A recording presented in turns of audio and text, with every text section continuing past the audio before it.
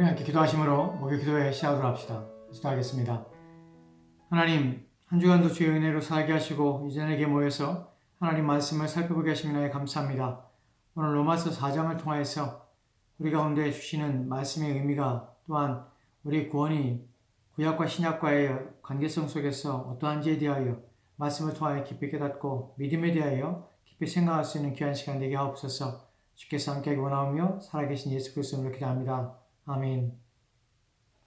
오늘 우리가 함께 살펴볼 로마서의 말씀은 로마서 4장 1절부터 3절까지 내용에 대하여 살펴보도록 하겠습니다. 로마서 4장의 중심 내용을 잠깐 말씀을 드리면 3장에서 바울이 말하고 있는 오직 믿음으로 의롭게 된다는 것에 대한 예시에 대한 내용이 4장에 있는 내용들입니다. 예시라는 것은 그 예입니다. 어떻게 믿음으로 의롭게 되는가 하는 것에 대하여 예를 들어서 이제 성경을 통해서 바울은 4장을 통해서 증명하기 시작합니다.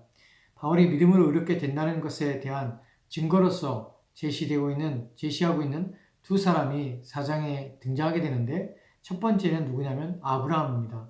그래서 아브라함에 대하여 믿음으로 의롭게 됨을 대하여 입증합니다. 그리고 두 번째로는 다윗에 대하여입니다. 이 둘은 모두 구약에 속한 사람들이며 구약 사람들입니다. 또 신약의 첫 성경인 마태복음 1장 1절 말씀은 이렇게 기록되는데 제가 봉독하겠습니다. 아브라함과 다윗의 자손 예수 그리스도의 계보라. 아멘. 여기서 아브라함과 다윗을 언급하고 있는 것을 우리가 보게 됩니다. 이유는 예수 그리스도가 누구인가 하는 것에 있어서 아브라함과 다윗이 대표적으로 예수님이 누구신가, 그분이 하시는 일이 무엇인가를 보여주는 중요한 이들이기 때문에 예를 든 것입니다. 바울 또한 로마서 4장을 통해서 아브라함과 다윗을 통해서 그리스도의 복음이 무엇인가, 어떻게 나타나는가 하는 것을 우리 가운데 말씀하기 위하여 그 입증으로서 아브라함과 다윗을 통해서 증명하려고 하는 것입니다. 바울이 로마서 4장에서 아브라함과 다윗을 믿음으로 말미암아 의롭게 되는 것의 예표로서 보여주고자 하는 것이 세 가지 의도가 있습니다. 그 첫 번째는 유대인들을 향한 메시지를 위해서입니다. 유대인들에게 있어서 복음을 믿는 일에 있어서 그들에게 제약이 되는 것이 바로 그들은 믿음의 조상들을 가지고 있다는 사실입니다. 또한 그들은 약속의 후손이라고 믿는 것입니다. 이러한 사고는 유대인들에게 있어서 너무나 깊이 마음에 또 생각 속에 또한 삶 속에 박혀있기 때문에 율법의 행위로 말미암아 의롭게 되는 것이나 언약의 조상으로 말미암아 구원을 얻을 수 있다는 잘못된 생각에서 벗어난 일에 있어서 너무나 어려운 거치는 것이었고 또한 넘어지게 하는 것이었습니다. 바울은 앞서서 율법으로는 누구도 의롭게 될 수 없다고 말하는 이유, 또한 강조하는 이유가 여기에 있습니다. 이 문제는 오늘 우리에게 또한 중요한 문제입니다. 왜냐하면 우리 중에는 믿음의 모태신앙이라고 불리는 믿음의 조상들, 믿음의 부모님을 두거나 또한 할아버지 할머니를 두므로 믿음의 가정에서 태어났다고 하는 사람들이 있습니다. 이런 사람들이 있어서 중요한 것은 구원을 받는 점에 있어서 이들의 구원의 확신 가운데 또 구원을 받는 일에 있어서 그러한 기독교적인 문화와 기독교적인 가정의 배경이 오히려 걸림돌이 될 수 있다는 사실 때문에 그렇습니다. 한국의 복음이 전파되어서 현재 4대나 또한 5대 또는 6대까지도 기독교 가정으로서 또한 그렇게 그 가운데서 사는 사람들이 있습니다.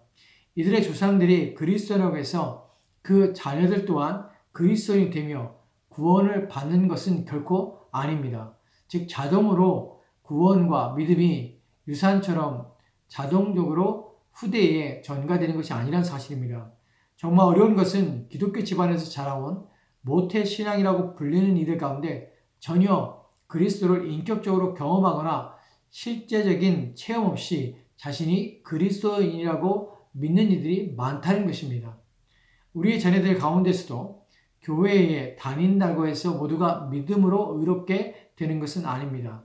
가끔 교회에 나가기 때문에 구원을 받는 일은 더욱더 아닙니다. 오직 예수 그리스도를 믿는 순종을 통하여 되어지며 하나님의 은혜에 의하여 그리스도를 주로 받고 믿고 살지 않으면 결코 구원을 얻거나 의롭게 되지 못하는 것입니다. 바울이 겨냥하고 있는 유대인들이 바로 그런 경우입니다. 비록 그들이 그리스도를 믿는다고 해도 여전히 그들 안에 자신들의 의롭게 됨을 약속의 조상들을 의지하고 또 율법을 의지하고 있는 것, 그것이 문제라는 사실입니다. 그렇기 때문에 바울은 이미 앞서서 그것들로부터 의롭게 되지 않으며 모두가 죄인이라고 선언하고 있습니다. 로마 3장 10절 말씀에 바울은 이렇게 선언하고 있는데 제가 읽겠습니다. 기록된 바 의인은 없나니 하나도 없으며 아멘. 바울은 지금 선언합니다. 기록된 바 의인은 없나니 하나도 없습니다. 믿음의 조상을 가지고 있어도 안 됩니다. 아브라함의 후손이고 단 다윗이 우리의 조상이라고 말해도 그것으로 말미암아 구원을 받지 못한다는 것입니다. 이러한 선언을 함에도 불구하고 여전히 율법의 행위를 통하여 의롭게 되며 자신들의 조상에게 준 언약에 의해서 구원을 받을 수 있다는 선민사상을 깨부수기 위해서 바울은 다시금 유대인들이 가장 의지하고 있는 아브라함과 또한 다윗의 예를 끄집어내어 그들로 하여금 복음 앞으로 나오도록 이끌고 인도하기 위함입니다. 왜 그런가 하면 구약에서는 행위로 의롭다 하심을 받는 일이 없으며 또 모두 다 은혜로 말미암아 그리고 지금 우리와 동일하게 믿음으로 의롭게 되는 것을 가르치고자 함입니다. 여기서 우리가 알게 되는 바울의 의도의 두 번째는 하나님의 구원의 방법이 구약과 또한 신약이 서로 다른 방식으로 변화되거나 또한 바뀐 것이 아니란 사실을 증명하기 위해서 그렇습니다. 하나님은 한 분이시기 때문에 구원의 문제에 있어서 사람을 대하시는 하나님의 방법은 언제나 하나며 동일하다는 사실입니다. 구원의 방식은 처음부터 하나였습니다. 이러한 사실에 대하여 오늘날에도 몇몇 어리석은 사람들은 여전히 구약과 신약을 나누어 생각하며 가르치는 자들이 있다는 사실입니다. 구원의 구약에 대한 이해 부족과 또한 그 안에 담겨진 의미들을 제대로 이해하지 못하고 자신들의 생각과 또한 판단으로 구약 시대에는 율법으로 말미암는 구원의 방식이 주어졌고 신약에서는 이제 그리스도 예수를 믿음으로 말미암는 구원의 방식으로 바뀌었다고 가르치며 또한 그렇게 믿고 있는 자들이 여전히 있다는 사실입니다. 이러한 가르침은 성경 전체에 대한 무지의 결과입니다.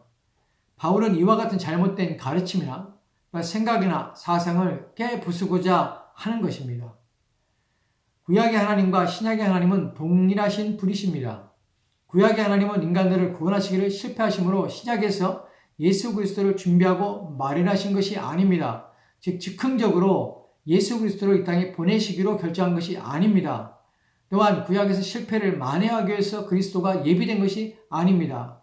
구약의 하나님은 여전히 신약의 하나님과 동일하게 구원의 방식과 내용에 있어 동일한 구원의 계획을 견지하고 계시며 또한 그 일들을 행하고 계시다는 사실입니다. 우리는 이미 그리스도께서 행하시고 이루신 일들을 통하여서 믿음으로 구원을 얻는 방식이 창세전에 예정되었다는 사실을 성경을 통하여 살펴본 바가 있습니다.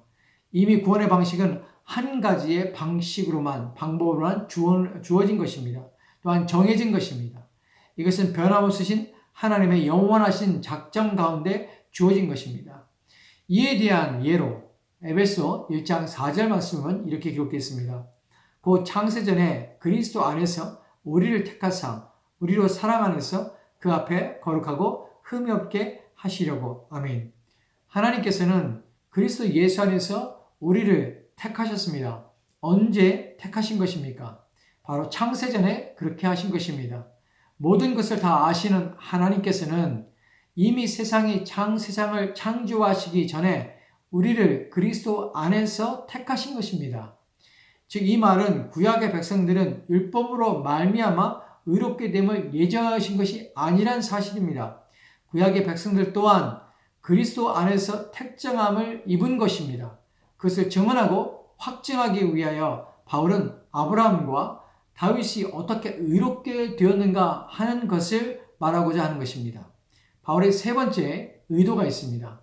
세 번째 의도는 하나님이 정하신 구원의 방법으로 의롭게 되는 모든 이들에게는 누구도 자랑할 것이 없다는 것을 분명하게 하기 위함입니다. 오직 모든 것은 하나님의 은혜인 것입니다. 내가 믿는다고 하는 것 또한 자랑할 수 있는 것이 아닙니다. 내가 믿음 또한 하나님의 은혜로 주어지기 때문에 그렇습니다. 그렇기 때문에 바울은 의도적으로 로마서 4장 2절 말씀을 통하여서 이렇게 말씀하고 있는데, 로마서 4장 2절 말씀 제가 봉독하겠습니다. 만일 아브라함이 행위로서 의롭다 하심을 받았으면 자랑할 것이 있으려니와 하나님 앞에서는 없느니라. 아멘. 아브라함이 행위로서 의롭다 하심을 받았으면 자랑할 것이 있는 것입니다. 그런데 바울은 뭐라고 그러냐면 그렇지 않기 때문에 하나님 앞에서는 자랑할 것이 없다고 말하는 것입니다. 즉 아브라함이 믿음으로 의롭게 되었지만 그것 또한 그의 행위에 의해서 의롭다 된 것이 아니며, 그렇기 때문에 하나님 앞에서 자랑할 것이 없는 것입니다. 그럼 이제 바울이 구약과 신약의 모든 의롭게 되는 방식에 어떻게 동일한가 하는 것에 대한 논증에 대하여 이제 구체적으로 살펴보도록 하겠습니다. 로마서 4장 1절 말씀을 제가 봉독하겠습니다. 로마서 4장 1절 말씀을 보면 그런즉 육신으로 우리 조상인 아브라함이 무엇을 얻었다 하리요 라고 합니다.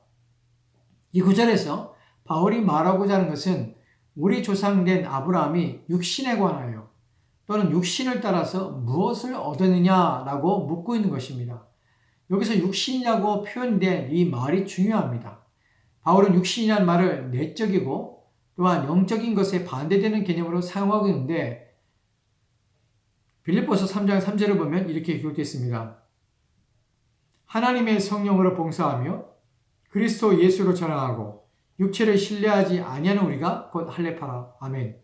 바울은 하나님의 성령으로 봉사하며 그리스도 예수로 자랑하고 육체를 신뢰하지 않는 우리가 곧 할례파라고 합니다. 그리고 나서 바로 다음 절인 4절 말씀을 보면 빌립보서 3장 4절 말씀입니다. 그러나 나도 육체를 신뢰할 만하며 만일 누구든지 다른 이가 육체를 신뢰할 것이 있는 줄로 생각하면 나는 더욱 그러하리니. 아멘. 바울은 나도 육체를 신뢰할 만하다며 또한 다른 이가 육체를 신뢰할 것이 있는 줄로 생각하면 자신은 더욱 그러다 합니다. 왜냐하면 5절 말씀 때문에 그렇습니다. 5절을 보면 나는 8일 만에 할례를 받고 이스라엘 족속이요 베냐민 지파요 히브리인 중에 히브리인이요 율법으로는 바리새인이요. 아멘. 여기서 바울은 자신에 대하여 말을 합니다. 자신은 8일 만에 할례를 받았고 이스라엘 족속이며 베냐민 지파이며 히브리인 중에 히브리인이며 율법으로 바리새인이기 때문에 누구든지 육체를 신뢰할 만하다 하면 나는 더욱 육체를 신뢰할 만하다라는 것입니다. 바로 여기서 말하는 육체를 신뢰하다, 육체란 말이 바울이 지금 로마서 4장 1절 말씀에서 육신으로 라고 표현하는 의미입니다.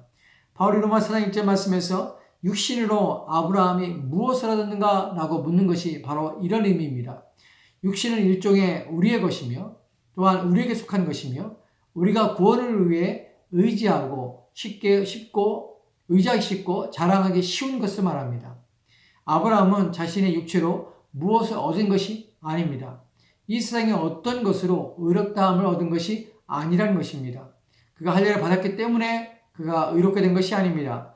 그가 다른 일들보다 더 의롭기 때문에 의롭다 하심을 받은 것이 아닙니다. 그가 어떠한 행위를 의롭다 할 만한 행위를 했기 때문에 그 행위로 말미암아서 그가 의롭다함을 받은 것이 결코 아니란 사실을 바울이 지금 강조하고 있는 것입니다.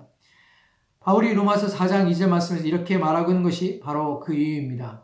로마서 4장 2절 말씀을 보면 제가 봉독하겠습니다. 만일 아브라함이 행위로서 의롭다 하심을 받았으면 자랑할 것이 있으려니와 하나님 앞에서는 없느니라. 아멘. 만일 아브라함이 행위로서 의롭다 하심을 받았으면 그것이 그의 자랑이 될 것입니다. 그러나 하나님 앞에서는 없다는 것입니다. 하나님께서는 아브라함의 사람됨과 그가 행한 것을 근거로 하여서 그를 의롭다고 하신 것이 아니라는 점입니다. 하나님은 그의 선한 성품과 또한 착한 행실 때문에 의롭다 하심을 받게 하신 것이 아니라는 것입니다. 바울이 하나님 앞에서는 없느니라 라고 선언하는 것은 모든 이들을 향한 선언입니다. 하나님 앞에서는 어느 누구도 자랑할 것이 또한 내어놓을 것이 없는 것입니다.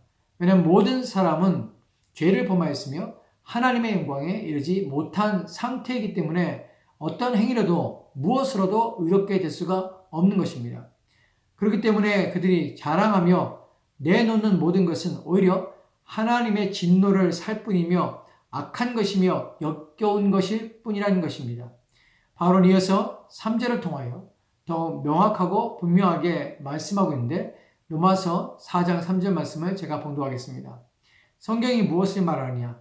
아브라함이 하나님을 믿음에 그것이 그에게 의로 여긴 바 되었느니라. 아멘. 바울은 성경이 무엇을 말하냐고 묻습니다. 아브라함이 하나님을 믿음에 그것이 그에게 의로 여겨진 바 되었다고 합니다. 이 말씀은 창세기 15장 6절 말씀을 인용하고 있는 것입니다. 이 말씀이 사람들에게 오용되는 이유는 이 말이 아브라함이 하나님을 믿는 행위를 통하여 그것이 그에게 의로 여겨졌다고 이해하기 때문에 그렇습니다. 그렇게 되면 아브라함은 믿는다는 행위로 인하여서 구원을 얻었기 때문에 자랑할 것이 있는 것입니다. 이 부분이 중요합니다. 왜 자랑할 것이 없다고 하냐 하는 것입니다. 그러나 본문에서 2절 말씀에서 우리는 아브라함은 절대로 행위로서 의롭다 하심을 받지 않았다고 선언하고 있습니다. 그렇기 때문에 여기서 믿음에라는 것은 4장 3절에서 아브라함이 하나님을 믿음에라고 하는 것은 아브라함의 행위로서의 믿음을 의미하는 것이 결코 아니라는 사실입니다. 왜냐하면 내가 행위로서 믿는다면 자랑이 되기 때문에 그렇습니다. 내가 했다는 것입니다. 근데 그것을 말미암아 구원을 얻는 것이 아니라 자랑할 수 없다는 것은 내가 믿는다는 것조차도 내가 행위로서 믿는다는 행위로서 구원을 얻는 것이 아니라는 사실을 증명해 주는 것입니다. 그렇기 때문에 자랑하지 못한다는 사실을 말하는 것입니다. 우리가 종종 속는 것이 바로 이것입니다. 내가 믿는다는 것 때문에 구원을 얻고 또 다른 사람들은 믿지 않기 때문에 구원을 받지 못하였다고 생각하는 것입니다. 이렇게 생각하는 것은 믿음이 행위가 되어 자랑이 되는 것입니다. 내가 믿는다는 행위 그 자체가 구원의 조건이 되고 이유가 되며 근거가 되기 때문에 이것은 은혜가 될 수가 없습니다. 왜냐하면 행위로 의롭게 된 것이기 때문에 그렇습니다. 여기서 자기 자랑이 있게 되는 것입니다. 나는 믿었고 너는 믿지 않았다는 것으로 말미암아 나의 자랑이 되는 것입니다. 바울은 그것을 부인하는 것이며 그것이 아니라고 말하는 것입니다. 그렇다면 바울이 말하고자 하는 것이 무엇인가 하는 것입니다. 첫째는 아브라함이 하나님을 믿음에 이것이 저에게 의로 여기신 바 되었다고 할 때에 그것은 아브라함이 우리가 지금 의롭다함을 얻는 것과 똑같은 방식으로 의롭다함을 얻었다는 것을 의미합니다. 하나님께서는 아브라함에게 너와 내 씨로 인하여서 땅의 온 족속이 복을 받을 것이라고 약속하셨습니다.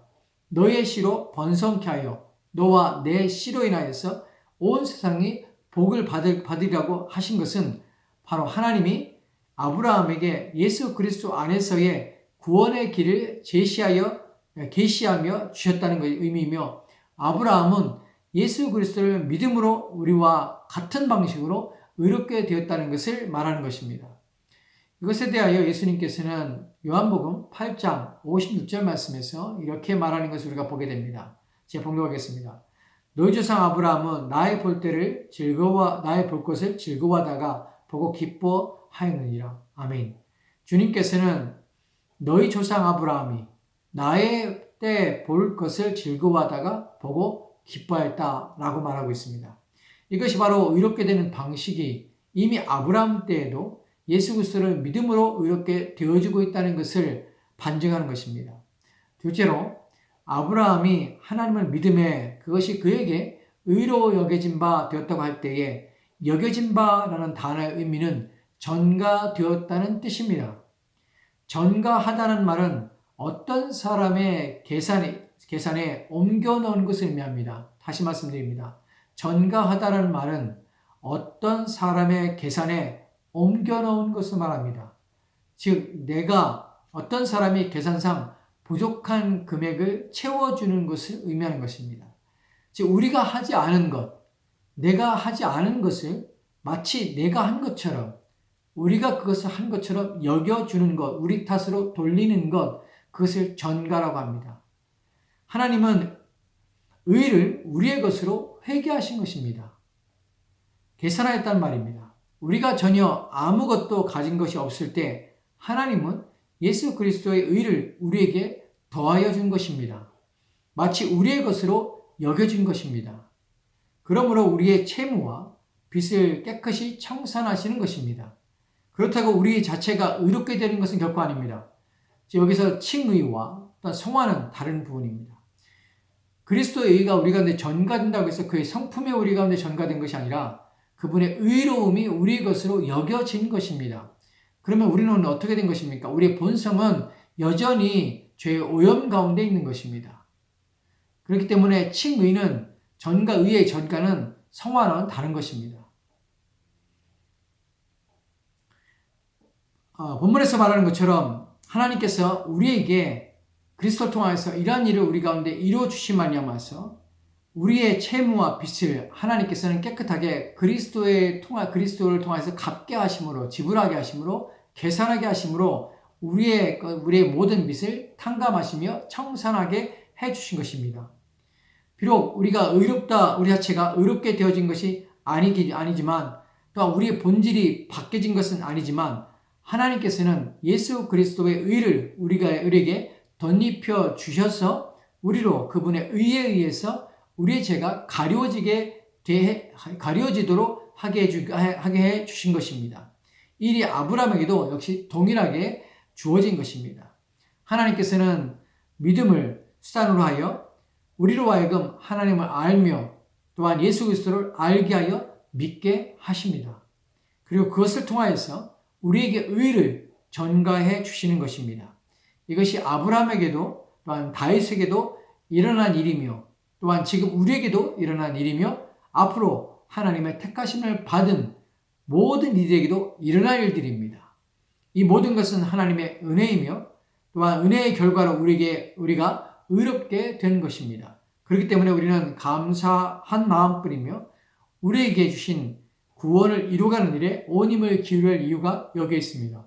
값없이 우리를 의롭다 하신 하나님의 은혜에 대하여 우리는 깊이 깨닫고 감사하며 또한 그리스도 예수의 의가 우리 가운데 전가되었지만 여전히 우리는 죄인이며 여전히 죄의 오염 가운데 있다는 사실을 확인함으로 우리가 어떠한 삶을 살아야 할지 우리에게 부여받고 우리에게 허락하신 그 의를 덧입은 자로서 거기에 부합하고 합당한 삶을 살아내야 하는 것이 바로 신앙생활입니다. 저와 여러분들 바로 이런 것을 깨닫고 우리에게 우리가 부여받게 된 그 의를 위해 적합하고 합당한 믿음의 생활, 신앙의 생활을 하는 저와 여러분이 되었으면 좋겠습니다. 기도하겠습니다. 하나님, 오늘 우리에게 주신 말씀을 통하여서 하나님의 의가 우리 가운데 어떻게 전가되어 있고 또한 우리가 믿는다는 의미가 무엇인지 그로 말미암아서 우리가 의롭게 되어지며 또한 우리가 의롭게 되어진 것이 무엇에 대하여 의롭게 된 것인지에 대하여 말씀을 통하여 살펴봤습니다. 하나님, 우리는 하나님 앞에 아무것도 내놓을 수 없으며 잘한 것이 없지만 하나님께서 우리로 하여금 믿게 하시고 또한 우리에게 그리스도의 의를 전가해 주셔서 우리를 의롭다 하여 주심을 인하여 감사드립니다. 우리가 부름받고 또한 우리가 선 자리에 그 의로움에 덧입은 그 옷에 걸맞는 우리의 내면의 삶들을 살아내도록 주여 도와주시옵시고 우리가 성화의 삶을 거룩한 삶을 이어나가도록 주여 역사해 주시기 원합니다. 주께서 우리를 도와주시기 원하며 감사드리며 살아계신 예수 그리스도로 기도합니다. 아멘.